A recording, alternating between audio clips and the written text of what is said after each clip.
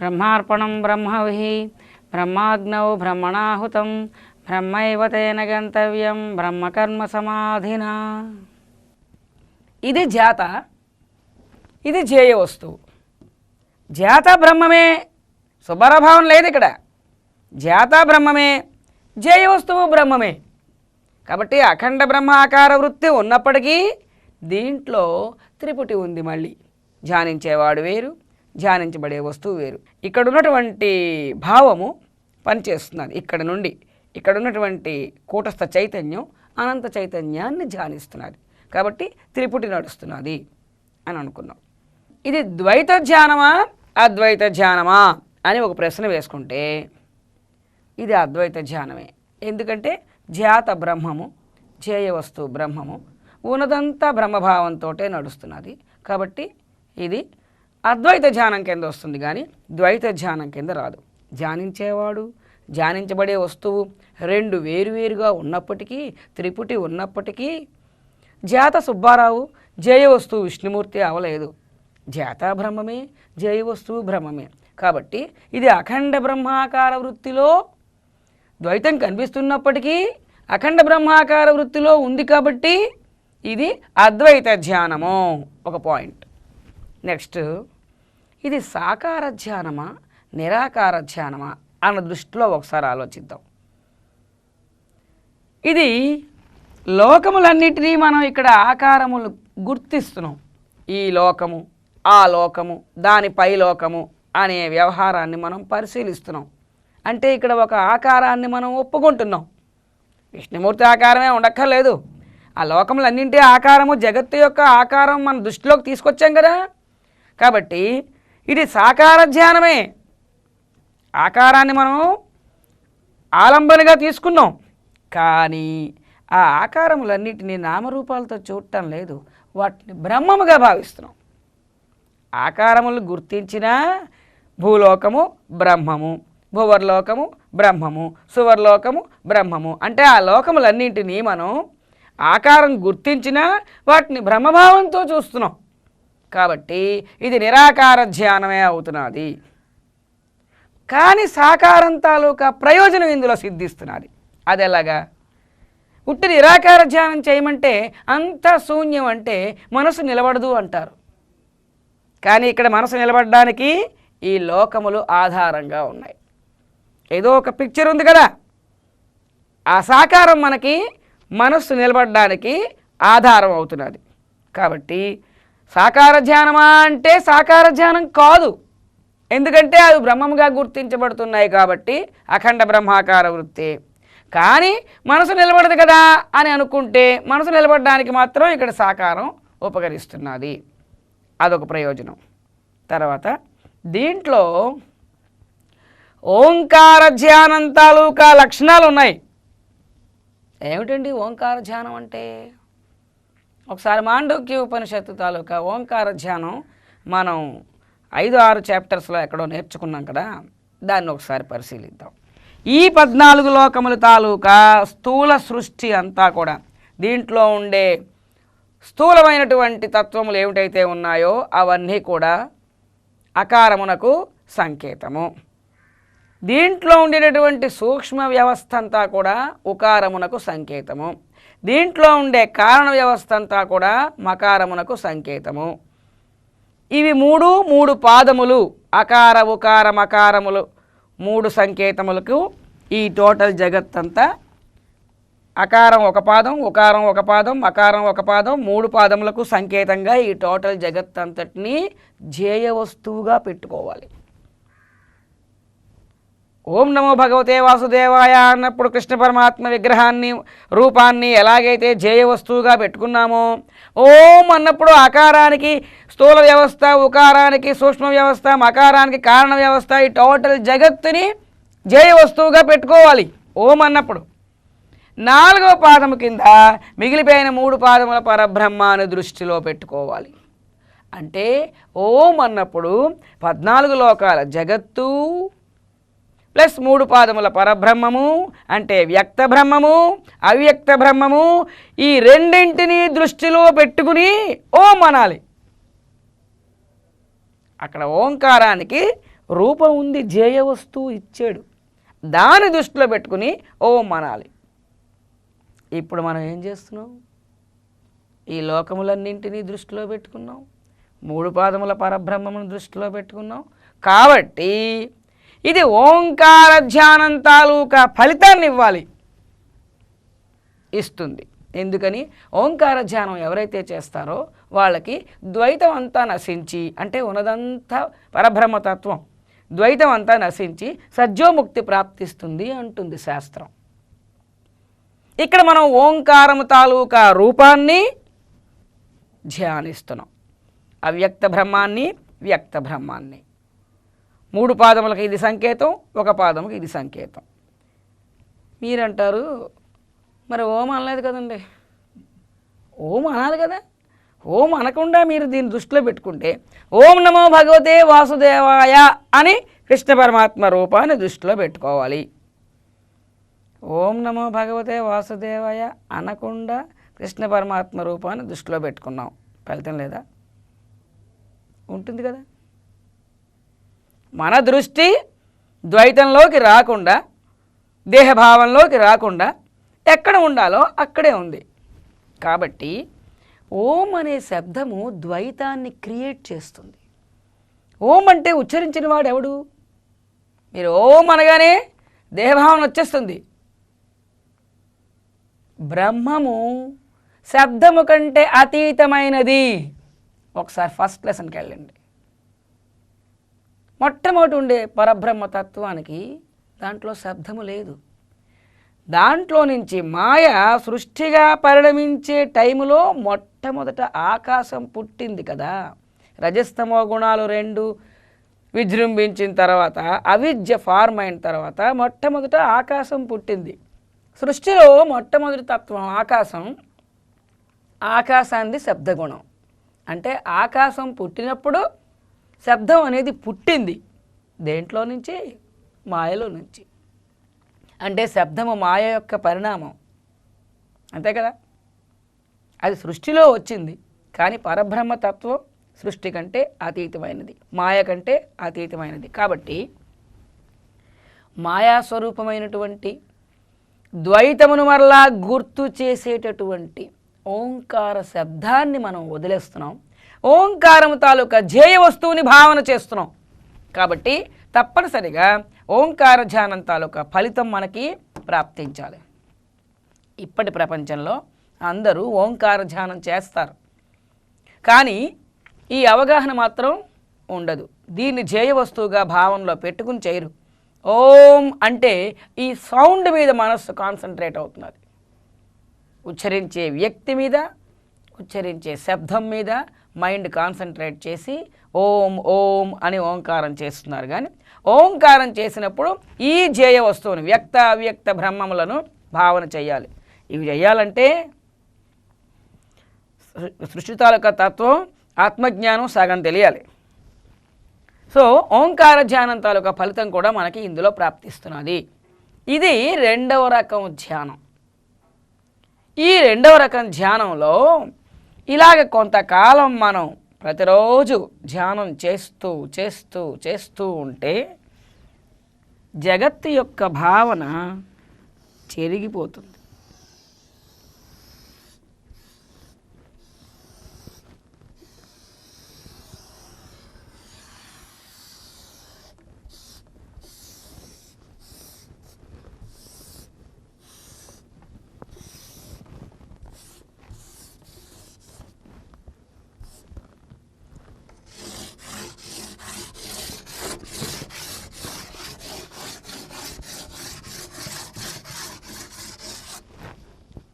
జగత్తు స్పృహ పోతుంది.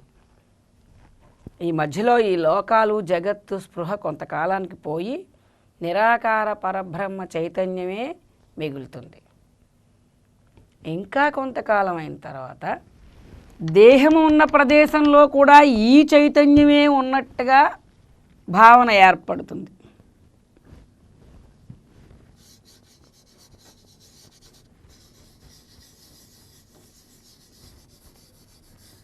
దేహం ఉన్న ప్రదేశంలో కూడా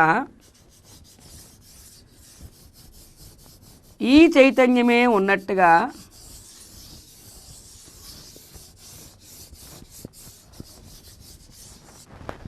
ఈ పరబ్రహ్మతత్వమే ఇక్కడ కూడా ఉన్నట్టుగా భావన ఏర్పడుతుంది. క్రమంగా శరీర స్పృహ పోతుంది. ఇది మనం నెక్స్ట్ లెసన్లో పరిశీలిద్దాం. శరీర స్పృహ పోయి ముందు కాళ్ళు చేతుల యొక్క స్పృహ పోతుంది, తర్వాత మొండెము యొక్క స్పృహ పోతుంది, తర్వాత శిరస్సు యొక్క స్పృహ పోతుంది. ఇంకేం మిగిలింది? ఈ బ్రహ్మ చైతన్యం నేను అనే స్పృహ మాత్రమే మిగులుతుంది. తర్వాత ఈ చైతన్యం స్పృహ కూడా పోయి నేను నేను అనే అహం వృత్తి మాత్రమే, నేను నేను నేను ఏమిటి నేను, ఇదంతా నేను. ఇప్పుడు ఈ తేడాలు లేవు, ఇవన్నీ కలిసిపోయాయి. అంతా పరబ్రహ్మ తత్వం అయిపోయింది. శరీరం స్పృహ లేదు, జగత్తు స్పృహ లేదు. ఇక్కడ దాకా మీరు వస్తే ఇది 5-6 భూమికలకు వచ్చినట్టు. ఇదంతా ధ్యానంలోనే జరగాలి. శాస్త్రం చదివిస్తే ఏమి రాదు, ప్రాక్టికల్ ఏది. కాబట్టి నేను నేను అనే స్పృహ మాత్రమే మిగిలింది 6వ భూమికలో సమాధి స్థితి. మళ్ళీ మీరు ధ్యానంలో నుంచి లేస్తే బహిర్ముఖం అవుతుంది అంతఃకరణ. మళ్ళీ ధ్యానంలో కూర్చుంటే ఈ స్టేట్కి వస్తారు. ఒకనాటికి ఈ నేను స్పృహ కూడా పడిపోతే 7వ భూమికి వచ్చింది, బ్రహ్మమే మిగిలింది. ఈ పరిణామాలు మనం మరొకసారి పరిశీలిస్తాం. అంటే ఇందులో ఉన్నటువంటి చైతన్యం ప్రత్యేగాత్మ, కూటస్థ చైతన్యం, అనంత చైతన్యాన్ని ధ్యానిస్తున్నది. ఇక్కడ త్రిపుటి ఉన్నది, కానీ అఖండ బ్రహ్మాకార వృత్తి ఉన్నది. ఇది మనం భావన చేస్తాం. కానీ ఈ ప్రాసెస్కి లేట్ అవుతుంది. ఎందుకు లేట్ అవుతుంది? ఇందులో ఉండే దోషములేమిటి? ఇందులో ఈ చైతన్యాన్ని నేను అనే స్పృహ ముందు పెట్టుకున్నారు, రైటే. దేహభావన తీసేశారు కాబట్టి దేహభావన వేగం నశిస్తుంది. జగత్తు భావన కూడా, జగత్తుని బ్రహ్మాకారం చేసి భావన చేశారు. అది కూడా కొంతకాలానికి జగత్తు బ్రహ్మము అనే భావన కలిగిపోతుంది.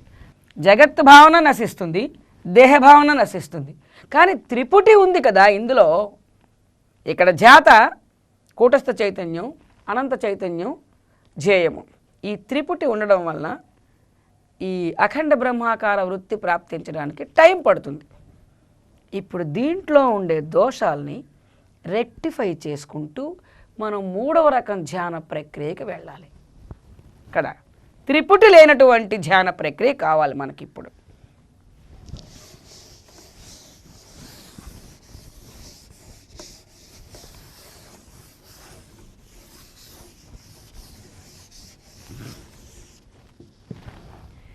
ఇప్పుడు మనం నేర్చుకున్నటువంటి ఈ 2వ రకం ధ్యానం, అంటే అఖండ బ్రహ్మాకార వృత్తి ఉన్నప్పటికీ త్రిపుటి ఉన్నటువంటి ఈ ధ్యానాన్ని ఒక్కసారి మనం అభ్యాసం చేస్తాం. మీ వాక్య ఉచ్చారణ నేను చేస్తూ ఉంటాను, అంటే మీరు ఉచ్చరించుకుంటారు తర్వాత, కానీ ఇప్పుడు మాత్రం మీ బదులు నేను ఉచ్చరిస్తూ ఉంటాను. నా మాటలు వింటూ నేను ఏది ఉచ్చరిస్తున్నానో మీరు దాన్ని బ్రహ్మముగా భావిస్తూ ఉండాలి. శరీరము బ్రహ్మము అంటే మీరు మీ శరీరాన్ని బ్రహ్మముగా భావించాలి. అలాగా నేను ఉచ్చారణ చేసి చేసి ఒక దగ్గర ఉచ్చారణ ఆపుతాను. ఉచ్చారణ ఎక్కడ ఆపేస్తే అక్కడి నుంచి మీరు ఆలోచనారహిత బ్రహ్మాకార వృత్తిలో ఉంటారు. నేను బ్రహ్మము, మనస్సు బ్రహ్మము, శరీరము బ్రహ్మము, భూలోకము బ్రహ్మము, భువర్లోకము బ్రహ్మము, సువర్లోకము బ్రహ్మము, మహర్లోకము బ్రహ్మము, జనాలోకము బ్రహ్మము, తపోలోకము బ్రహ్మము, సత్యలోకము బ్రహ్మము. ఈ జగత్తంతా బ్రహ్మము. ఆ పైన ఉన్న 3 పాదముల బ్రహ్మము, అనంతంగా బ్రహ్మము, ఉన్నదంతా బ్రహ్మము, అంతా బ్రహ్మము. నేను బ్రహ్మము, అంతా బ్రహ్మము. నేను బ్రహ్మము, అంతా బ్రహ్మము. నేను బ్రహ్మము, మనస్సు బ్రహ్మము, శరీరము బ్రహ్మము, భూలోకం బ్రహ్మము, భువర్లోకం బ్రహ్మము, సువర్లోకం బ్రహ్మము, ఆ పైలోకములన్నీ బ్రహ్మము, సత్యలోకము వరకు బ్రహ్మము, ఆ పైన ఉన్న 3 పాదముల పరబ్రహ్మం అంతా బ్రహ్మము, అనంతముగా ఉన్నదంతా బ్రహ్మము, ఉన్నదంతా బ్రహ్మము, అంతా బ్రహ్మము, నేను బ్రహ్మము, అంతా బ్రహ్మము, నేను బ్రహ్మము, నేను బ్రహ్మము, శరీరము బ్రహ్మము, మనస్సు బ్రహ్మము, భూలోకము బ్రహ్మము, భువర్లోకము బ్రహ్మము, సువర్లోకము బ్రహ్మము, ఆ పైలోకములన్నీ బ్రహ్మము, సత్యలోకము బ్రహ్మము, జగత్తంతా బ్రహ్మము, ఆ పైన ఆక్రమించిన 3 పాదముల పరబ్రహ్మం అంతయు బ్రహ్మము, అనంతముగా వ్యాపించి ఉన్నదంతా బ్రహ్మము, అంతా బ్రహ్మము, జగత్తు బ్రహ్మము, చుట్టూరా ఉన్నదంతా బ్రహ్మము, అంతా బ్రహ్మము, నేను బ్రహ్మము, అంతా బ్రహ్మము, నేను బ్రహ్మము, అంతా బ్రహ్మము, నేను బ్రహ్మము, ఉన్నదంతా బ్రహ్మము.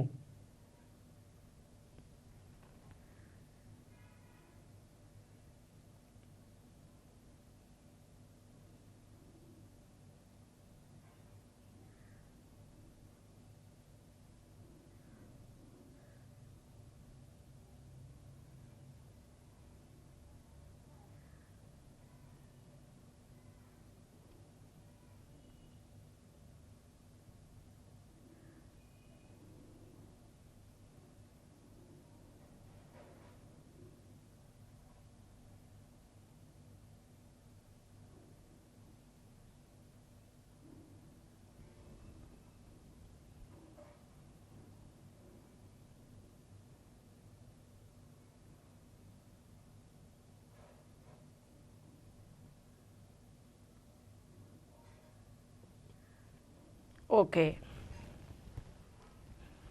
ఇప్పుడు మీరు చేసిన ధ్యానంలో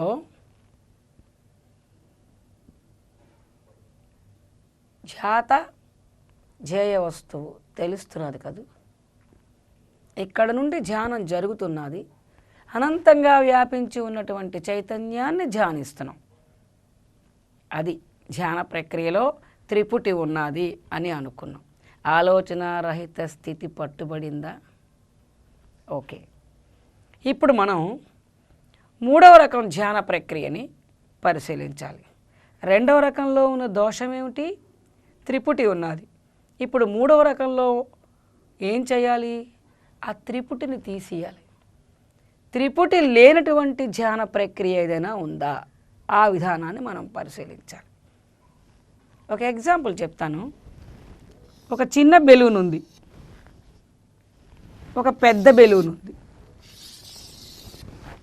ఈ చిన్న బెలూను లోపలుంది, పెద్ద బెలూను దానిపైన ఉంది. ఈ చిన్న బెలూను ఈ పెద్ద బెలూన్ని ధ్యానిస్తున్నది. చిన్న బెలూను ధ్యానం చేసే ధ్యాత, పెద్ద బెలూను ధ్యానించబడే ధ్యేయ వస్తువు. ఇవి ఎంతకాలం ఇలాగున్నా ఈ బెలూన్ ఇలాగే ఉంటుంది, ఈ బెలూన్ ఇలాగే ఉంటుంది. అంటే ధ్యాత, ధ్యేయము, ధ్యానము అనే త్రిపుటి ఉంటుంది. ఇప్పుడు ఈ త్రిపుటి పోవాలంటే 2 బెలూన్స్ లేకుండా చేయాలి.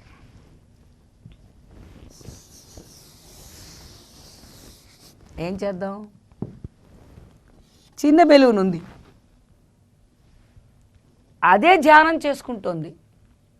పెద్ద బెలూన్ని ధ్యానం చేయట్లేదు, ఇంకొక బెలూన్ లేదు, ఒక్కటే బెలూన్ ఉంది. ఇది నేను బ్రహ్మము అంటున్నది అనుకోండి, ఇదే పెరిగి పెద్దదయింది, అదే పెరిగి పెద్దదయింది, ఇంకా నేను బ్రహ్మము అంటుంది. అదే పెరిగి పెద్దదయింది, ఇంకా నేను బ్రహ్మము అంటుంది. అది ఇంకా పెరిగి పెద్దదయింది,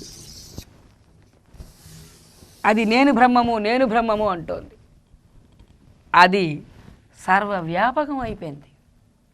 ఇప్పుడు నేను బ్రహ్మము అన్నప్పుడు ధ్యేయ వస్తువే మిగిలింది, కానీ లోపల ధ్యాతేడి? ధ్యానించే బెలూన్ ఇప్పుడు లేదు, కానీ ధ్యానించే బెలూన్ ఉంది. అది దేన్ని ధ్యానిస్తున్నది? 2వ వస్తువుని ధ్యానించటం లేదు, తను తానే ధ్యానించుకుంటోంది, నేను బ్రహ్మము అని. ఇప్పుడు ధ్యేయ వస్తువే మిగిలి ఉంది, ధ్యాత లేడు. I clear? కాబట్టి ధ్యాతని వ్యాపింపజేసి వ్యాపింపజేసి వ్యాపింపజేసి జేయ వస్తువు అంత చెయ్యాలి. నేను బ్రహ్మము అనే స్పృహలో ఉంటే ఇప్పుడు జేయ వస్తువే నేను బ్రహ్మము అంటున్నది, కానీ అక్కడ ధ్యాత లేడు. ఇది చక్కటి ప్రక్రియ. దీన్ని మనం పరిశీలిస్తాం. ఇది ఎగ్జాంపుల్ మాత్రం. ఇప్పుడు మనం మూడో రకం ధ్యాన ప్రక్రియ ఎలా ఉంటుందో పరిశీలిస్తాం. ముందుగా శరీరం లోపల ఉన్నటువంటి చైతన్యము నేను అని భావన చేస్తాం.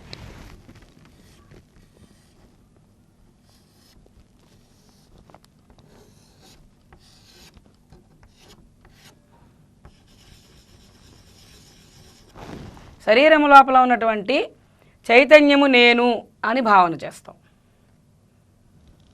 ఈ నేను అనే ఈ చైతన్యాన్ని ఇప్పుడు మీరేం చేయాలి? వ్యాపింపజేయాలి. దాన్ని వ్యాపింపజేయాలి.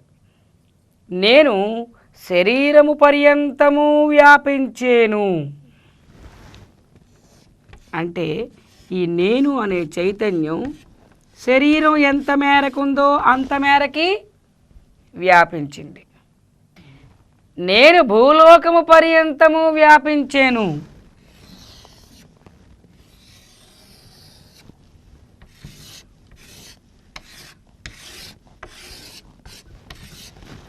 నేను భువర్లోకము పర్యంతము వ్యాపించేను.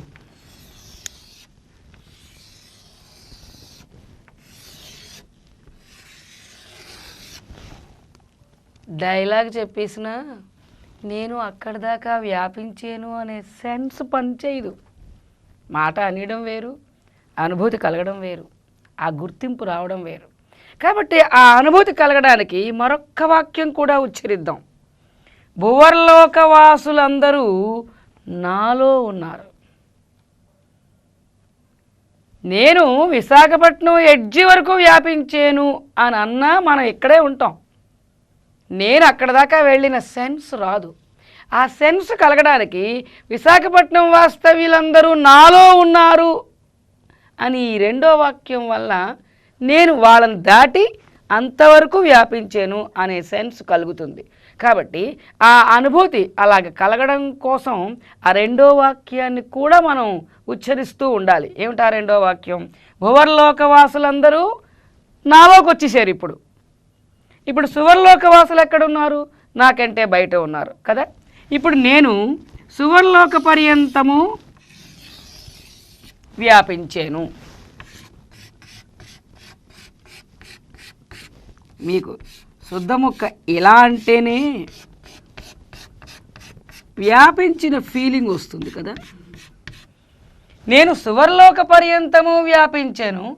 సువర్లోకవాసులందరూ నాలో ఉన్నారు. ఇంద్రాది దేవతలు ఇప్పుడు ఎక్కడున్నారు? నాలో ఉన్నారు. అంటే నేను వాళ్ళని దాటి అంతవరకు వ్యాపించాను. నెక్స్ట్ లోకం ఫైనల్ సత్యలోకం వరకు వెళ్ళిపోయామనుకోండి. నేను సత్యలోక పర్యంతము వ్యాపించాను. త్రిమూర్తులు విష్ణువు, బ్రహ్మ, ఈశ్వరుడు, సత్యలోకవాసులు అందరూ ఇప్పుడు నాలో ఉన్నారు. ఇక్కడ దాకా వ్యాపించేసరికి ఈ పైన ఉండే చైతన్యంతో మనం కలిసిపోయాం కదా.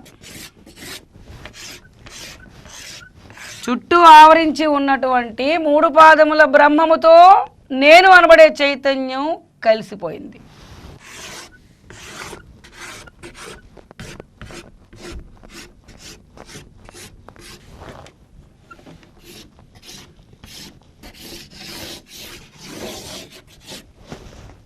నేను అనంతముగా వ్యాపించి ఉన్నాను.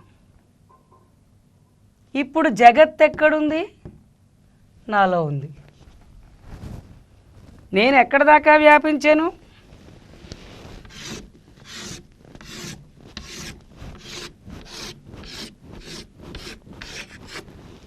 నేను అనంతంగా వ్యాపించాను. అంటే ఇప్పుడు నేను బ్రహ్మం ఎంతవరకు ఉందో అక్కడ దాకా నేను అనబడే ఈ చైతన్యం వ్యాప్తి చెందుతూ అనంతంగా వ్యాపించాను. అయితే ఇప్పుడు జగత్ ఎక్కడుంది? నాలో ఉంది.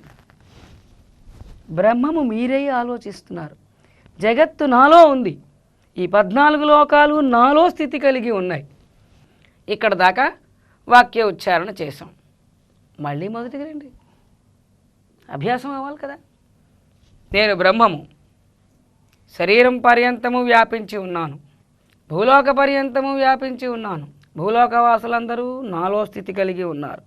భువర్లోక పర్యంతము వ్యాపించాను, భువర్లోకవాసులందరూ నాలో స్థితి కలిగి ఉన్నారు. సువర్లోక పర్యంతము వ్యాపించాను, సువర్లోకవాసులందరూ నాలో స్థితి కలిగి ఉన్నారు. సత్యలోకం పర్యంతము వ్యాపించాను, సత్యలోకవాసులందరూ నాలోనే ఉన్నారు. బ్రహ్మ విష్ణువు త్రిమూర్తులు అందరూ నాలోనే ఉన్నారు. నేను 3 పాదముల పరబ్రహ్మముతో ఐక్యం చెందిపోయాను. నేను అనంతంగా వ్యాపించి ఉన్నాను. సర్వవ్యాపక చైతన్యమును నేను. జగత్తు నాలో స్థితి కలిగి ఉన్నది. రెండోసారి అనుకోండి, మూడోసారి అనుకోండి, నాలుగోసారి అనుకోండి. అప్పుడు మీకు నేను వ్యాప్తి చెంది పెరిగి పెరిగి అనంత చైతన్యాన్ని అయిపోయాను. జగత్తు నాలో ఇమిడి ఉంది.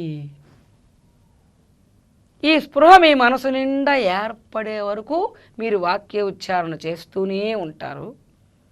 ఈ స్పృహ ఎప్పుడైతే మైండ్లో దృఢంగా పిక్చరైజ్ అయిందో, అంటే మీకు మీ యొక్క ఆలోచనలు, ఇంటి ఆలోచనలు, సుబ్బారావు ఆలోచనలు, విశాఖపట్నం ఆలోచనలు, ఇటువంటివి ఏమీ రాకుండా అనంత చైతన్యము నేను అనే స్పృహ, జగత్తు నాలో ఉంది అనే స్పృహ, ఇది ఎప్పుడైతే దృఢపడిందో అంతవరకు ఈ వాక్య ఉచ్చారణ 2 సార్లు 3 సార్లు 4 సార్లు చేసుకుని అక్కడ సర్వవ్యాపక చైతన్యము నేను అని అయిపోండి. అక్కడ ఇంకా ఇతరమైనటువంటి వాక్యములు లోపల ఉచ్చారణ లేకుండా ఆలోచనారహిత స్థితిలో మీరు ఉండిపోతారు. ఏ స్థితిలో ఉన్నారు? అఖండ బ్రహ్మాకార వృత్తిలో ఉన్నారు. సర్వవ్యాపక చైతన్యము నేను అనే స్పృహలో మీరు ఉన్నారు.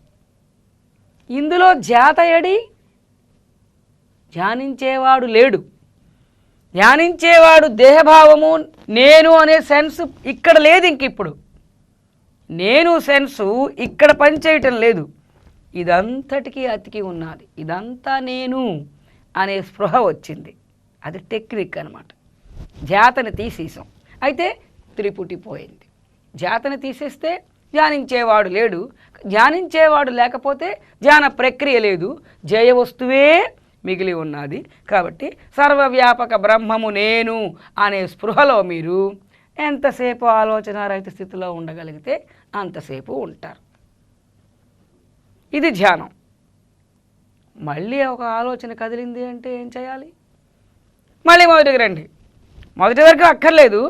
సర్వవ్యాపక చైతన్యము నేను, అనంత చైతన్యము నేను, నేను బ్రహ్మమును, నేను బ్రహ్మమును, సర్వవ్యాపక చైతన్యము నేను అని ఒక 4-5 సార్లు మళ్ళీ ఆ పిక్చరు మరోసారి మనసులో దృఢపడే వరకు భావన చేసుకుని తదనంతరం మళ్ళీ వాక్య ఉచ్చారణ ఆపి ఆలోచనారహిత స్థితిలో, బ్రహ్మీ స్థితిలో ఉంటారు. అది ధ్యానం. ప్రారంభ దశలో తక్కువసేపు ఉండొచ్చు. తదనంతరం అభ్యాసం అయిన తర్వాత ఎక్కువసేపు ఉండగలుగుతారు. ఆలోచనారహిత స్థితిలో, బ్రహ్మీ స్థితిలో ఎక్కువసేపు ఉండగలుగుతారు. ఓ నెలలు కానీ ఓ 15 రోజులు కానీ ధ్యానం చేసిన తర్వాత ఎందుకు ఈ వాక్యాలన్నీ అని అనిపించేస్తుంది. మానేసినా పర్వాలేదు. అంటే ఇక్కడ కూర్చుని సర్వవ్యాపక చైతన్యము నేను అని అంటే టేప్ రికార్డు వాక్యం ఉచ్చరించినట్టుగా నోరు ఆ వాక్యాన్ని ప్రొనౌన్స్ చేసింది, కానీ నేను సెన్స్ దేహం దగ్గరే అయిపోతుంది. సర్వవ్యాపక చైతన్యము నేను అనే సెన్స్ రాదు. ఆ సెన్స్ పట్టుబడడం కొరకు ఈ చైతన్యం వ్యాప్తి చెంది అనంతమై నేను, ఆ బ్రహ్మము నేను అనే స్పృహ రావడానికి ఈ ప్రాసెస్ ఫాలో అయ్యాం. ఎప్పుడైతే మీరు అనంత చైతన్యము నేను అనే స్పృహని పట్టుకోగలుగుతున్నారో ఈ వాక్య ఉచ్చారణ మానేసినా పర్వాలేదు. కూర్చోగానే అనంత చైతన్యము నేను, అనంత చైతన్యము నేను అని భావన చేసుకుని ఆ వాక్య ఉచ్చారణ ఆపేస్తారు. ఇంకా కొంతకాలం పోతే వాక్య ఉచ్చారణే అక్కర్లేదు. కూర్చోగానే అనంత చైతన్యము నేను అనే స్పృహ వచ్చేస్తుంది. మౌనంగా ఆలోచనారహిత స్థితిలో, బ్రహ్మి స్థితిలో కూర్చుండిపోవచ్చు. ఇదంతా కూడా మీలో ఆ భావన పిక్చరైజ్ అవ్వడానికి, మీ అహం వృత్తి దేహమును విడిచిపెట్టి సర్వవ్యాపక చైతన్యానికి కరెక్ట్గా అతుక్కోవడానికి ఈ వాక్య ఉచ్చారణ, ఈ ప్రాసెస్ అంతా. అయితే కొంతమంది నన్ను ఒకరు ప్రశ్నించారు, మీరు ఇలాంటి ధ్యానం నేర్పారు, మాకు మా శరీరం పెరుగుతున్నట్టుగా భావన వస్తుందండి అన్నారు. దేహభావన ఉంది. నేను వ్యాపించాను భూలోక పర్యంతం, నేను భవర్లోక పర్యంతం వ్యాపించాను అని అంటూ ఉంటే నా శరీరమే పెరుగుతున్నట్టుగా నాకు భావన కలుగుతోందండి అన్నారు. Let it be. ఎలా కలిగినా పర్వాలేదు, అలాగే కలగనివ్వండి.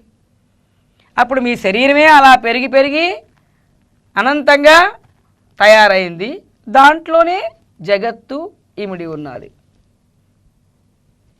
అంటే ఇప్పుడు 2 ప్రాసెస్లు వచ్చాయి. మీ శరీరం వ్యాప్తి చెందుతున్నట్టుగా భావన చేసుకోవడం ఒక ప్రాసెస్, మీరు చైతన్యం అయ్యుండి చైతన్యము వ్యాప్తి చెందుతున్నట్టుగా భావన చేసుకోవడం రెండవ ప్రాసెస్. ఇప్పుడు ఈ మొదటి ప్రాసెస్లో అంటే దేహము వ్యాప్తి చెందుతున్నట్టుగా, అంటే ఏ ఆంజనేయుడు విరాట్ రూపంలోకి వెళ్ళిపోతున్నట్టుగా అలాగా మీ దేహము వ్యాప్తి చెందుతున్నట్టుగా భావన కానీ కలిగితే, అనంతంగా మీ దేహం వ్యాప్తి చెంది ఇంత పెద్ద శరీరం తయారైపోయినా నేను దేహము అనే భావన మిగిలిపోవటం లేదు. అక్కడ దేహభావన పోదు కదా. కాబట్టి ఆ భావన ఎక్కువగా ఉపయోగించొద్దు. ఈ ప్రాసెస్ మంచిది. నేను చైతన్యము, ఈ చైతన్యం వ్యాప్తి చెందుతున్నది, అనంతంగా వ్యాపించింది. ఇప్పుడు అనంత చైతన్యము నేను అనే స్పృహలో అక్కడ దాకా వచ్చాక ధ్యానంలో కూర్చోవడం, అంటే ఆలోచనారహిత స్థితిలో ఉండిపోవడం. దీంట్లో ఉండే డిఫెక్ట్స్ ఏమిటి, మెరిట్స్ ఏమిటి? దీంట్లో త్రిపుటి పోయింది కదా. ధ్యానించేవాడు లేడు, ధ్యానించబడే వస్తువే మిగిలి ఉంది. అదే మనకు కావాలి. త్రిపుటి నశించడమే కావాలి.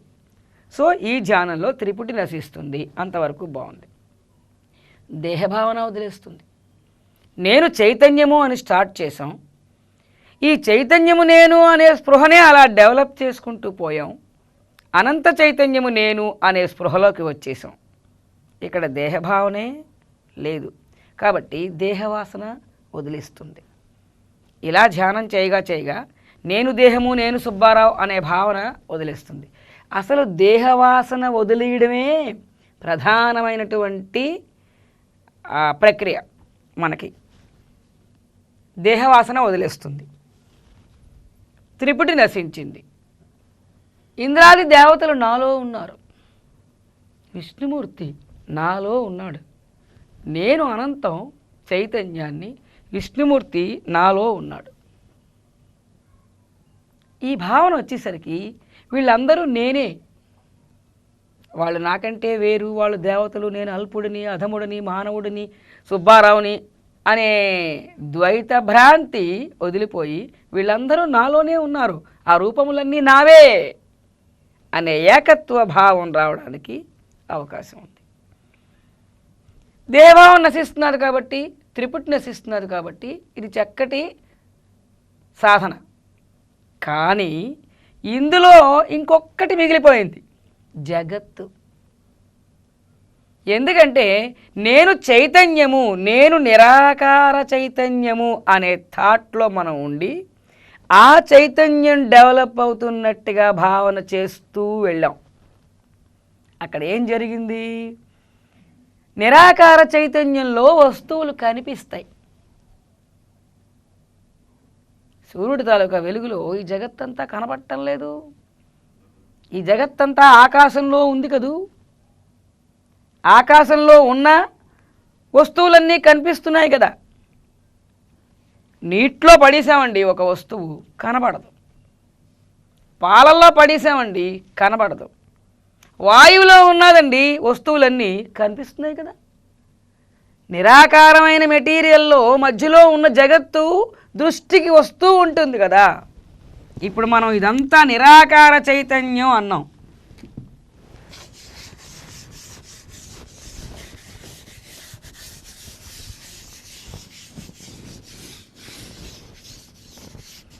అంతా ఇలాంటి చైతన్యం. ఆ చైతన్యం మధ్యలో ఉన్న జగత్తు దృష్టికి వస్తూ ఉంటుంది. అంటే జగత్తు తాలూకా ఉనికి నశించలేదు. అప్పుడు దీని పట్ల మనకి భావం కలుగుతూ ఉంటుంది. ఈ లోకం, ఆ లోకం, ఇంద్రాది దేవతలు, విష్ణుమూర్తి నాలో ఉన్నారు, ఇవన్నీ ఏంటండి?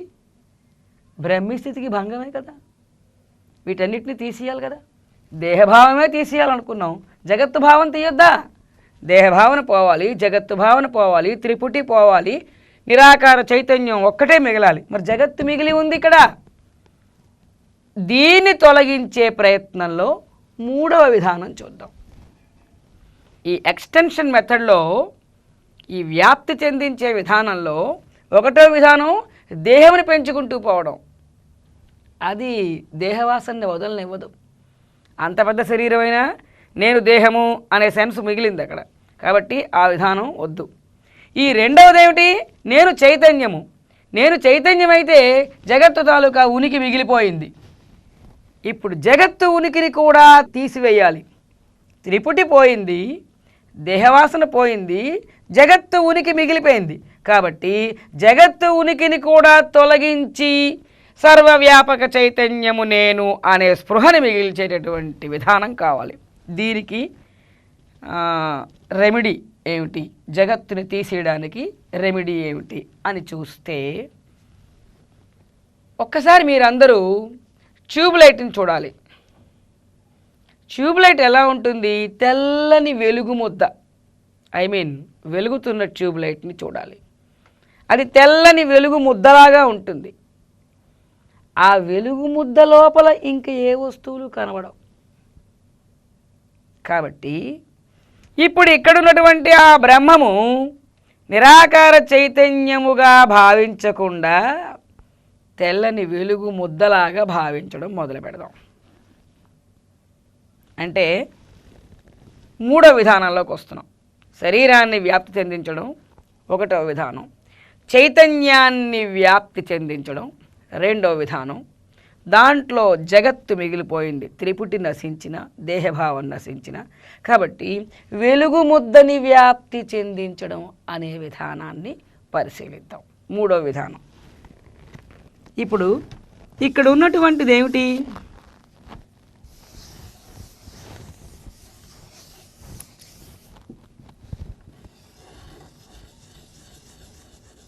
చిక్కని తెల్లని వెలుగు ముద్ద.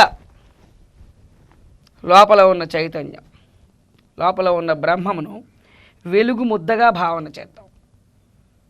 దీన్ని నేను అందాం మొదట.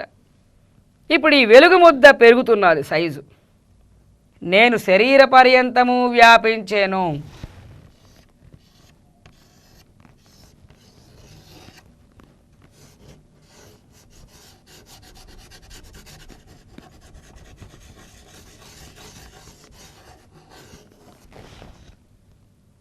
చిక్కని వెలుగు ముద్దలాగా మన శరీరాన్ని మనం భావించుకోవాలి. ఒక వెలుగు ముద్ద లాంటి బాడీని ఊహించుకోవాలి. నేను దేహం పర్యంతం వ్యాపించాను, నేను భూలోక పర్యంతము వ్యాపించాను. డైలాగ్స్ ఇందాలవే.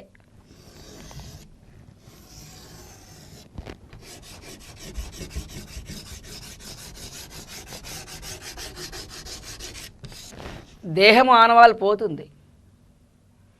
నిరాకార చైతన్యం అయితే అందులో వస్తువులు కనిపిస్తాయి. ఇప్పుడు వెలుగు ముద్దని మనం వ్యాపింపచేస్తున్నాం కాబట్టి ఇంక ఇందులో ఏవీ కనబడవు, ఏవీ గుర్తించబడవు మనస్సు చేత. అది మనకు కావాలి. నేను భూలోక పర్యంతము వ్యాపించాను. భూలోక వాసులందరూ నాలో స్థితి కలిగి ఉన్నారు, కనబడరు కదా. నేను భువర్లోక పర్యంతము వ్యాపించాను. నేను సువర్లోక పర్యంతము వ్యాపించాను.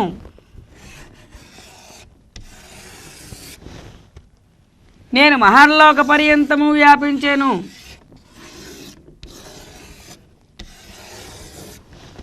నేను జనాలోక, తపోలోక, సత్యలోక పర్యంతము వ్యాపించాను.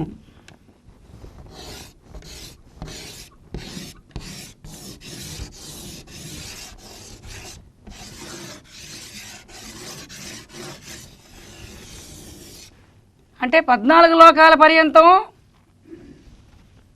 నేను అనే ఈ వెలుగు ముద్ద వ్యాపించింది. ఈ పైన ఏముండాలి? 3 పాదముల బ్రహ్మము. 3 పాదముల బ్రహ్మమును కూడా ట్యూబ్లైట్ వెలుగు ఎలాగున్నదో అలాంటి వెలుగు ముద్దలాగా భావన చేయండి. ఇప్పుడు ఈ వెలుగు ఆ వెలుగుతో కలిసిపోయింది.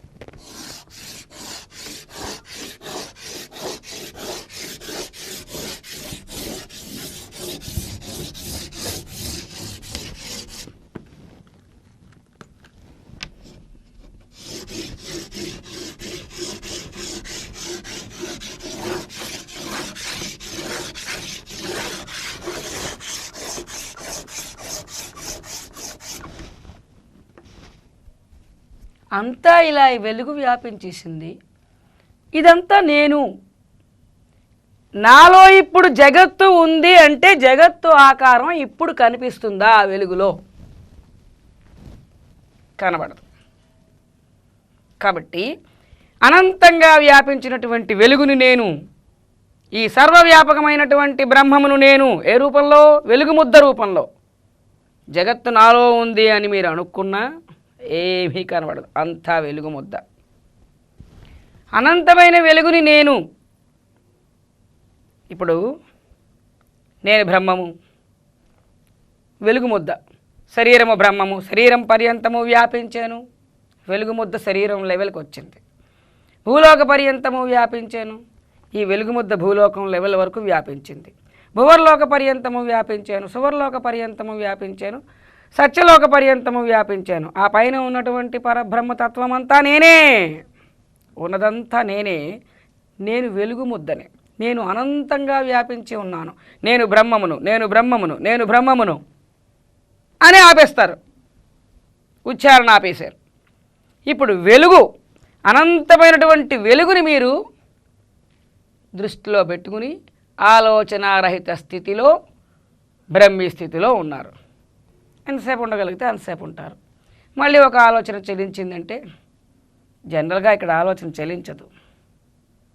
ఎందుకంటే వెలుగు ముద్ద మీద స్పృహ ఉంది కదా, ఆలోచనలు ఇంకా తగ్గిపోతాయి, రావు. అలా మీరు ఎంతసేపు ధ్యానం చేయగలిగితే అంతసేపు చేస్తారు. మీ మనసు చెలించినట్లయితే మళ్ళీ ఉచ్చారణ మొదలు పెడతారు. అనంతమైన వెలుగును నేను, అనంతమైన వెలుగును నేను, సర్వవ్యాపకమైన బ్రహ్మమును నేను, నేను బ్రహ్మము, నేను బ్రహ్మము అని అయిపోయారు. ఇది 3వ రకమైనటువంటి వ్యాపించే విధానం. ధ్యానంలో 3వ రకం. 3వ రకంలో శరీరం వ్యాపించడం ఒక రకం, చైతన్యం వ్యాపించడం ఒక రకం, వెలుగు ముద్ద వ్యాపించడం ఒక రకం. చైతన్యం వ్యాపించినప్పుడు దేహభావన పోయింది, సాధకుడు లేడు, ధ్యాత లేడు, కాబట్టి ధ్యాన ప్రక్రియ లేదు. అందువల్ల త్రిపుటి పోయింది, జయవస్తువు ఒక్కటే మిగిలింది. కానీ జగత్తు భ్రమ మిగిలిపోయింది. కాబట్టి దాన్ని తీసేయడానికి ఈ పద్ధతి ప్రవేశపెట్టాం. ఈ వెలుగుని వ్యాపించే విధానాన్ని ప్రవేశపెట్టాం. ఎప్పుడైతే ఈ వెలుగు వ్యాపించే విధానంలో మనం ఆలోచించామో, అనంతమైన బ్రహ్మము నేను అన్నప్పుడు ఇందులో ఉన్న జగత్తు కూడా కనిపించకుండా అయిపోయింది.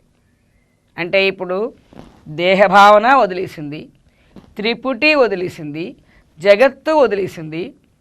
ఇప్పుడు సర్వవ్యాపకమైనటువంటి బ్రహ్మము మాత్రమే ఉంది. అది నేను, జాతలేడు, జయ వస్తువే ఉంది. అది నేను అనే స్పృహ పనిచేస్తున్నది.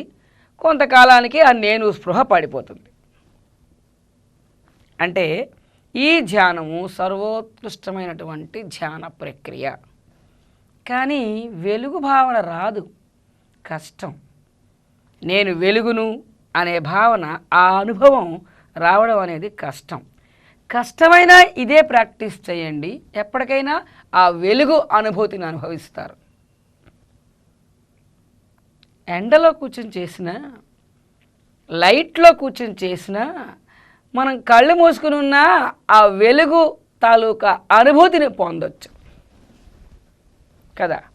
ఎండలో కూర్చొని చేయమని కాదు, చీకట్లో మనం ఉన్న సంధ్య వెలుగులో ఉన్న కళ్ళు మూసుకుంటే వెలుగు ఎఫెక్ట్ ఉండదు. సరే, వెలుగు వ్యాప్తి చెందుతున్నట్టుగా భావన చెందితే దీంట్లో సమస్తమైనటువంటి దోషములు పోయాయి. త్రిపుటి పోయింది, దేహభావన పోయింది, జగత్తు స్పృహ పోయింది, అన్నీ నశించి సర్వవ్యాపక చైతన్యము నేను అనే స్పృహ వస్తున్నది. కాబట్టి ఇప్పుడు ధ్యాన ప్రక్రియని మనం మోడిఫై చేసుకుంటూ ఉన్నటువంటి దోషములన్నిటినీ సవరించుకుంటూ సర్వోత్కృష్టమైనటువంటి ధ్యాన ప్రక్రియ దగ్గరకు వచ్చాం. ఇప్పుడు ఈ 3 విధానాలు, ఈ వ్యాప్తి చెందించే విధానాలు 3 ఉన్నాయి. ఆ మూడింటిని కలిపి 3వ స్థాయి అన్నాం. I'm clear? ఈ వ్యాప్తి చెందించే విధానాలు 3 ఉన్నాయి. శరీర వ్యాప్తి, చైతన్య వ్యాప్తి, వెలుగు వ్యాప్తి. ఈ మూడింటిని కలిపి 3వ స్థాయి అన్నాం. 2వ స్థాయి ఏమిటో గుర్తుందా? నేను బ్రహ్మము, ఈ సర్వవ్యాపక బ్రహ్మమును ధ్యానిస్తున్నాను. అంటే ఈ ప్రత్యేగాత్మ అనంత చైతన్యాన్ని భావిస్తున్నది. అది త్రిపుటి ఉన్నటువంటి 2వ స్థాయి ధ్యానం. మొదటి స్థాయి ధ్యానం నేను బ్రహ్మము అని ఈ లోన ఉన్న చైతన్యాన్ని మాత్రమే ధ్యానం చేస్తూ కూర్చోవడం, అది మొదటి స్థాయి ధ్యానం. ఈ మొదటి స్థాయి, 2వ స్థాయి, 3వ స్థాయి, ఈ 3 స్థాయిల్లోని మనం ఒక్కొక్క దోషాన్ని సవరించుకుంటూ సర్వోత్కృష్టమైనటువంటి బ్రహ్మీ స్థితికి మనం చేరుకుంటున్నాం. ఇప్పుడు 3వ స్థాయికి మళ్ళీ అభ్యాసం ఉండాలా? మరి అక్కర్లేదు కదా. వెలుగు వ్యాప్తికి మరి అభ్యాసం ఎందుకు ఉండాలా? ఇందాక చెప్పాం కదా 2వ దానికి. నేను అనబడే వెలుగు ముద్ద అనంతంగా వ్యాప్తి చెంది చెంది చెంది వెలుగు ముద్ద లాంటి 3 పాదముల పరబ్రహ్మముతో కలిసిపోయింది. ఇప్పుడు ఉన్నదంతా వెలుగు ముద్దే. అంటే బ్రహ్మమును చూడండి, స్వయం ప్రకాశమైన జ్యోతిస్వరూపము అంటూ ఉంటామే, ఆ భావంలో తీసుకోండి. బ్రహ్మమును నిరాకార చైతన్యంగా కాకుండా జ్యోతిస్వరూపమైనటువంటి వెలుగు ముద్దగా భావన చేసుకోండి. అనంతమైన వెలుగు ముద్ద తయారైంది. ఇప్పుడు ఇందులో ధ్యానించేవాడు లేడు. సర్వవ్యాపకమైనటువంటి వెలుగు ముద్దను నేను అంటే ఇప్పుడు అహంవృత్తి ఎక్కడుంది? అనంతమైన వెలుగు ముద్దకి అతుక్కున్నది అహంవృత్తి. కాబట్టి ఇదంతా నేను అనే స్పృహ పనిచేస్తున్నది. అంటే జేయ వస్తువు నేనైపోయాను. చూడండి, మనకి ఏది కావాలి ముక్తిలో, అది ఇక్కడ మనం పొందగలుగుతున్నాం అభ్యాసంలో. జేయ వస్తువైనటువంటి అనంతమైనటువంటి జ్యోతి స్వరూపమైనటువంటి ఆ బ్రహ్మమును, ఆ వెలుగు ముద్దను నేను. దీంట్లో జగత్తు యొక్క స్పృహ కలగడానికి అవకాశం లేదు. ఎందుకంటే వెలుగు ముద్దలో ఏమి కనబడదు. అందువల్ల మనకి జగత్తు అక్కడ ఉన్నా అది మనకి స్పృహలోకి రాదు, గుర్తించబడదు మన మనసు చేత. జగత్తు స్పృహ లేదు. ధ్యానం చేసేవాడు ఆ వెలుగే, ధ్యాత అయినటువంటి ఈ కూటస్థ చైతన్యం తాలూకా వెలుగే పెరిగి పెరిగి పెరిగి జేయ వస్తువు అయింది. కాబట్టి ఇప్పుడు ధ్యాత లేడు కాబట్టి ధ్యాన ప్రక్రియ లేదు. అంటే జేయ వస్తువు ఒక్కటే మిగిలింది, ధ్యాత లేడు, ధ్యాన ప్రక్రియ లేదు. కాబట్టి త్రిపుటి లేదు. నేను దేహము అనే సెన్స్ లేదు ఈ స్పృహలో, ఈ స్థితిలో. కాబట్టి దేహవాసన లేదు, దేహవాసన నశిస్తున్నది. అసలు దేహవాసన నశించడమే బంధం పోవడానికి మూలం. దేహవాసన వల్లనే బంధం వస్తున్నది. అంతా బ్రహ్మము అంటే బంధం లేదు, నేను దేహము అంటేనే బంధం.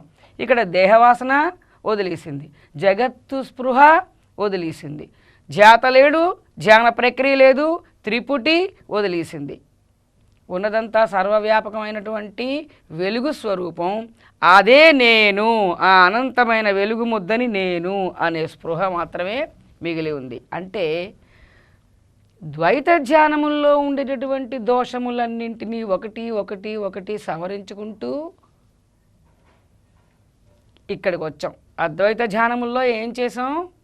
ద్వైత ధ్యానముల్లో ఉండేటటువంటి దేహభావము, ద్వైతము, త్రిపుటి, జగత్తు భావము, ఇవన్నిటినీ కూడా ప్రతిబంధకములు అనుకున్నాం ద్వైత ధ్యానముల్లో. వాటన్నిటినీ అద్వైత ధ్యానంలో తొలగించుకుంటూ 1, 2, 3 ప్రక్రియలు మనం నేర్చుకున్నాం. ఈ ప్రక్రియల్లో మనం మొత్తం దోషములన్నింటినీ తొలగించడానికి ప్రయత్నించాం. ఇది ఆఖరి ప్రక్రియ. దీంట్లో మొత్తం దోషములన్నీ వదిలేసాయి. దేహభావన వదిలేసింది, జగత్తు భావన వదిలేసింది, త్రిపుటి వదిలేసింది, ద్వైతం వదిలేసింది. సర్వవ్యాపక చైతన్యమైనటువంటి జయ వస్తువు నేను అనే స్పృహ మాత్రమే మిగిలి ఉంది. ఇది ఉత్కృష్టమైనటువంటి ధ్యాన విధానం. ఇందులో ఇంద్రాది దేవతలు అందరూ నాలోనే ఉన్నారు అనే భావన కలిగిన, జగత్తు నాలోనే ఉన్నదనే భావన కలిగిన, అది నాకంటే భిన్నము కాదు అనే భావన కూడా కలుగుతున్నది. ఎందుకంటే ఇక్కడ ఏ స్థితి ఉన్నదో ఇక్కడ కూడా అదే స్థితి ఉన్నది. అది వేరుగా దీనికంటే వేరు అని అనిపించటం లేదు, అది గుర్తించబడటం లేదు. అన్నీ నాలోనే ఉన్నాయి, నాలోనే లయమైపోయాయి. కాబట్టి నాకంటే భిన్నమైనటువంటి రెండవ భావం, రెండవ వస్తువు లేదు. అందువలన ఇటువంటి ధ్యానం చేస్తే 5వ భూమిక ప్రాప్తించడానికి, 6వ భూమిక ప్రాప్తించడానికి మనం అర్హులం అవుతాం అన్నమాట. ఈ ధ్యాన ప్రక్రియ అభ్యాసం అయితే ఈ ధ్యానంలోంచి లేచిన తర్వాత కూడా జగత్తులో సంచరిస్తున్నప్పుడు కూడా జగత్తంతా బ్రహ్మము అని 1 గంట క్రితం మనం ధ్యానం చేసినప్పుడు ఏ స్పృహ అయితే మనలో ఉన్నదో ఆ స్పృహ మనం ధ్యానంలోంచి లేచిన తర్వాత కూడా కంటిన్యూ అవుతుంది. కాబట్టి సంచరించేటప్పుడు కూడా జగత్తు మనకంటే వేరు కాదు, అంతా బ్రహ్మమే, అంతా నేనే అనే స్పృహ ఏర్పడడానికి అవకాశం ఉంది. బంధకారకమైనటువంటి సమస్త ప్రతిబంధకాలు దీంట్లో తొలగించబడ్డాయి. కాబట్టి ఇటువంటి ధ్యానం విశిష్టమైనటువంటి ధ్యాన ప్రక్రియ. మీరు ఒకటి గమనించండి, ద్వైత ధ్యానముల్లో మనస్సు వేరే వెళ్ళిపోతూ ఉంటుంది. ఆఫీస్ దగ్గరికి వెళ్ళిపోయింది, ఆఫీస్ కార్యక్రమాలు ఆలోచించింది, లేకపోతే ఏదో ఇంట్లో సమస్య ఉన్నది, సమస్య గురించి ఆలోచించింది, అనారోగ్యం ఉన్నది, అనారోగ్యం గురించి ఆలోచించింది అని మనస్సు ధ్యాన ప్రక్రియను విడిచిపెట్టి, భగవద్ వస్తువుని విడిచిపెట్టి వేరే వెళ్ళిపోయి ఆలోచన చేయడానికి అవకాశం ఉంది. ఎందువల్ల? ధ్యాత పరిమితం, ధ్యేయ వస్తువు పరిమితం, మిగిలిందంతా జగత్తే. కాబట్టి మనసు పారిపోవడానికి చాలా ప్లేస్ ఉంది, చాలా వస్తువులు ఉన్నాయి, చాలా అవకాశాలు ఉన్నాయి. ఇందులో అద్వైత ధ్యానంలో ఉన్నదంతా ధ్యేయ వస్తువే. మొత్తం అనంత పరబ్రహ్మం అంతా ధ్యేయ వస్తువే, అంతా ధ్యానించవలసిన వస్తువే. ఇక మనస్సు దీన్ని అంతటినీ వదిలి ఇంకెక్కడికి వెళ్తుంది? అనంత పరబ్రహ్మాన్ని విడిచిపెట్టి ఇంకెక్కడికి వెళ్ళడానికి దానికి ఇంకేమీ లేదు. అసలు బ్రహ్మము కాకుండా రెండో వస్తువు ఉన్నదా? బ్రహ్మమునకు బాహ్యం అంటూ ఉంది ఏమిటి? లేదు కదా. కాబట్టి ఈ మనస్సు అనంత పరబ్రహ్మాన్ని జయ వస్తువుగా భావిస్తూ ఉన్నంతసేపు దానికి విడిచిపెట్టి పారిపోవడానికి ప్లేస్ లేదు. కాబట్టి మనస్సు విడిచిపెట్టి వెళ్ళదు జయ వస్తువుని. ఆలోచనలు వచ్చే అవకాశం కూడా అద్వైత ధ్యానంలో తక్కువ. అహంవృత్తి బ్రహ్మ తాదాత్మ్యంలో ఉంది. అహంవృత్తి దేహ తాదాత్మ్యంలో ఉంటే సుబ్బారావుకి బోల్డ్ వ్యవహారాలు ఉన్నాయి. కాబట్టి ఆ మనస్సు ఆ వ్యవహారాలన్నీ చేస్తూ ఉంటే అది ఆలోచనలు చేస్తూ ఉంటుంది. అహంవృత్తి బ్రహ్మ తాదాత్మ్యంలో పెట్టాం. ఏ పరబ్రహ్మము? కూటస్థ చైతన్యం కాదు, సర్వవ్యాపక పరబ్రహ్మతత్వం. ఇంకా దాంట్లో పనులేమీ ఉండవు, దానికి వ్యవహారాలు లేవు, అలా నిశ్చలంగా ఉండడమే. కాబట్టి దానికి మనం అహంవృత్తిని అతికిస్తే మనస్సుకి, బుద్ధికి, చిత్తంకి వ్యాపారములు లేవు. కాబట్టి వృత్తిరహితములు అయిపోతాయి. అందువలన ఇతరమైనటువంటి ఆలోచనలు చలించే అవకాశం లేదు. ఇది ఉత్కృష్టమైనటువంటి ధ్యాన ప్రక్రియ. ఇలా ధ్యానం 3 రకాలు చెప్పుకున్నాం మనం. ఒక్కసారి గుర్తు తెచ్చుకోండి. నేను కూటస్థ చైతన్యము అని దీని మీద మాత్రమే, శరీరము నేను కాదు, లోనున్న బ్రహ్మము నేను అని లోనున్నటువంటి చైతన్యమును మాత్రమే దృష్టిలో పెట్టుకుని కూర్చోవడం మొదటి రకం, ప్రాథమిక స్థాయి ధ్యానం. రెండవ రకం ఏమిటి? ఈ కూటస్థ చైతన్యం అనంత చైతన్యాన్ని ధ్యానిస్తున్నది. అనంత చైతన్యాన్ని దృష్టిలో పెట్టుకుని కూర్చుంటాం. ఆ దృష్టిలో పెట్టుకున్నది ఎవరు? ఈ చైతన్యం. త్రిపుటి ఉంది, అది రెండవ రకం ధ్యానం. మూడవ రకంలో ఏం చేసాం? వ్యాప్తి చెందించాం. మూడవ రకం ధ్యానంలో మళ్ళీ 3 భాగాలు ఉన్నాయి, 3 వెరైటీస్ ఉన్నాయి. మూడవ రకం ధ్యానంలో ఈ వ్యాప్తి చెందించే విధానంలో మళ్ళీ 3 విధములైనటువంటి ధ్యాన ప్రక్రియలు ఉన్నాయి. శరీరాన్ని వ్యాప్తి చెందించడం ఒకటి, ఇందులో ఉన్నది నిరాకార చైతన్యము అని భావించి నిరాకార చైతన్యాన్ని వ్యాప్తి చెందించడం 2, ఇందులో ఉన్నది వెలుగు ముద్ద అనుకుని ఆ వెలుగు ముద్దని వ్యాప్తి చెందించడం 3 రకములైనటువంటి వ్యాప్తి చెందించే విధానాలు ఉన్నాయి. అంటే ఇప్పుడు ధ్యాన ప్రక్రియ 3 రకాలు, 3వ రకంలో మళ్ళీ 3 రకాలు. ఆమె క్లియర్? ఇందులో ఏది ప్రారంభించమంటారు, ఏది అభ్యాసం చేయమంటారు, ఏది ఉత్తమమైనది అని మీకు అనిపిస్తుంది ఒకసారి? అసలు సైకలాజికల్ వ్యూలో ఈ ప్రక్రియలు నిర్దేశించడం జరిగింది. కాబట్టి నేను బ్రహ్మము అనే ధ్యానాన్ని ముందుగా చేయడం అనేది ప్రాథమిక దశ. అది ముందు చెయ్యాలి, కొంతకాలం చెయ్యాలి. ఆ తర్వాత మీరు ఏ విధానాన్ని అనుసరించినా పర్వాలేదు. ఇందులో ఉన్న చైతన్యం అనంత చైతన్యాన్ని ధ్యానిస్తున్నది అనే 2వ విధానం అనుసరించినా పర్వాలేదు, లేక శరీరం వ్యాప్తి చెందుతున్నది అని కానీ, చైతన్యం వ్యాప్తి చెందుతున్నది అని కానీ, వెలుగు ముద్ద వ్యాప్తి చెందుతున్నది అని కానీ ఏ విధానాన్ని అనుసరించినా పర్వాలేదు. మీ సంస్కార బలాన్ని అనుసరించి మీ మనస్సుకి ఏ విధానం ఆకర్షించబడితే, ఏది మీకు నచ్చితే, ఏది పట్టుబడితే, ఏది సులభం అనిపిస్తే దాన్ని మీరు ఆచరించండి. అసలు మీరు ఏమిటి సాధిస్తున్నారు, ఏమిటి సాధన చేస్తున్నారు అంటే దేహతాదాత్మ్యాన్ని విడిచిపెట్టి నేను సుబ్బారావు నేను దేహము అన్నది తీసేసి మీరు ఏం చేసినా పర్వాలేదు. నేను బ్రహ్మము అనే విధానంలో మీరు ఎలా పట్టుకున్నా పర్వాలేదు. కాబట్టి ఏ ధ్యానం చేసినా మీరు ఆ స్థాయికి చేరుకుంటారు. క్రమక్రమంగా అంతకంటే ఉన్నతమైన స్థితికి భగవంతుడే తీసుకెళ్తాడు ఆ ధ్యానం చేస్తూ ఉంటే. ఎంతకాలం చేయాలి ధ్యానం? నేను సుబ్బారావు నేను దేహము అనే స్పృహ ఎప్పుడు వదులుతుందో అప్పటి వరకు చెయ్యాలి, అంతే కదా? అంటే 4వ భూమిక అనుభూత స్థితి ఎప్పుడు ప్రాప్తిస్తుందో అప్పటి వరకు ధ్యానం చేస్తూనే ఉండాలి. ప్రతిరోజు ఉదయం సాయంత్రం 2 పూట్ల కొంత సమయం ధ్యానం చేస్తూ ఉండాలి. రోజుకి 7-8 గంటల సేపు ధ్యానం చేస్తే సత్వర ఫలితం లభిస్తుంది. 7-8 గంటలంటే ఏకకాలంలో కూర్చోవడం అవుతుందా అండి? అయ్యే వాళ్ళకి అవ్వచ్చు. అవని వాళ్ళు ఉదయం 1 గంట చేసాం, మళ్ళీ 11 గంటలకు మళ్ళీ 1 గంట చేసాం, మళ్ళీ సాయంత్రం 4 గంటలకు 1 గంట చేసాం, తర్వాత 6 గంటలకు 1 గంట చేసాం, రాత్రి 8 గంటలకు 1 గంట చేసాం, పడుకునే పోయే ముందు 1 గంట చేసాం. ఇలాగ మీరు పీసెస్గా చేస్తున్న టోటల్గా రోజుకి 7-8 గంటల సేపు మీరు ఈ ధ్యాన ప్రక్రియ నిర్వహిస్తే సత్ఫలితం లభిస్తుంది. బ్రహ్మార్పణం బ్రహ్మవిహి బ్రహ్మాగ్నౌ బ్రహ్మణాహుతం బ్రహ్మైవ తేన గంతవ్యం బ్రహ్మకర్మ సమాధినా.